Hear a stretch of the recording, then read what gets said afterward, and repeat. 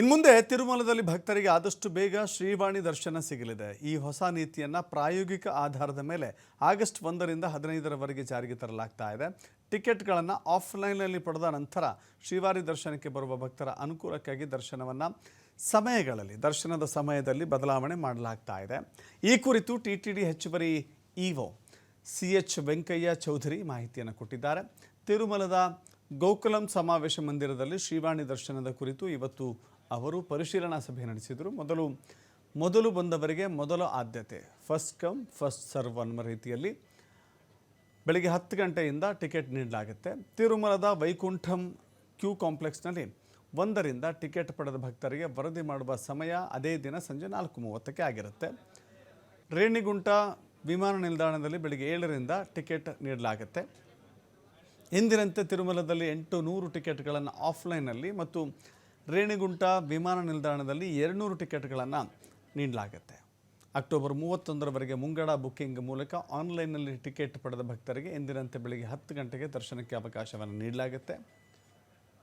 November 1ರಿಂದ offline ಮತ್ತು ಆನ್ಲೈನ್ನಲ್ಲಿ ticket ಪಡೆದ ಭಕ್ತರಿಗೆ ಸಂಜೆ 4:30ಕ್ಕೆ ವೈಕುಂಠಂ ಕ್ಯೂ ಕಾಂಪ್ಲೆಕ್ಸ್ 1 ಮೂಲಕ ದರ್ಶನವನ್ನು ಪಡೆಯಲಿಕ್ಕೆ ಅವಕಾಶವನ್ನು ನೀಡಲಾಗುತ್ತೆ.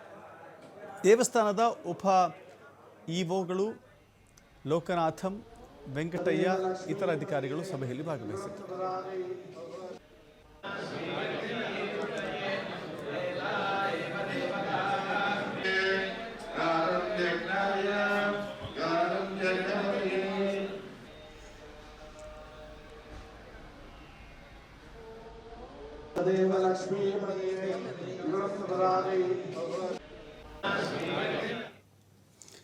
ತಿರುಪತಿ ತಿರುಮಲ ದೇವಸ್ಥಾನ ಹೊಸ ಆವಿಷ್ಕಾರಗಳಿಗೆ, ಹೊಸ ಸುಧಾರಣೆಗಳಿಗೆ ಸಾಕ್ಷಿ ಆಗ್ತಾ ಇದೆ. BR ನಾಯ್ಡು ಅವರು ಅಧಿಕಾರ ವಹಿಸಿಕೊಂಡ ಬಳಿಕ ಇಂಥದ್ದೊಂದು ಭಾರಿ ಬದಲಾವಣೆಯನ್ನು ನೋಡಲಾಗ್ತಾ ಇದೆ.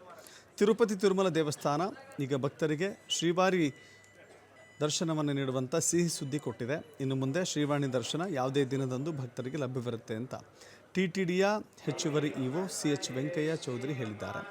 ಭಕ್ತರ ಅನುಕೂಲಕ್ಕಾಗಿ ಈ ಹೊಸ ನೀತಿಯನ್ನು ಆಗಸ್ಟ್ 1ರಿಂದ, ಅಂದರೆ ಈ ವರ್ಷದ ಆಗಸ್ಟ್ 1ರಿಂದ ಆರಂಭ ಮಾಡ್ತೀವಿ ಅಂತ ಹೇಳಿದ್ದಾರೆ. ಬುಧವಾರ ತಿರುಮಲದ ಗೋಕುಲಂ ಸಮಾವೇಶ ಮಂದಿರದಲ್ಲಿ ಶ್ರೀವಾಣಿ ದರ್ಶನಗಳ ಕುರಿತಂತೆ ಪರಿಶೀಲನಾ ಸಭೆಯನ್ನು ನಡೆಸಿ ಆನಂತರ ಈ ನಿರ್ಧಾರವನ್ನು ಪ್ರಕಟಿಸಲಾಗಿದೆ.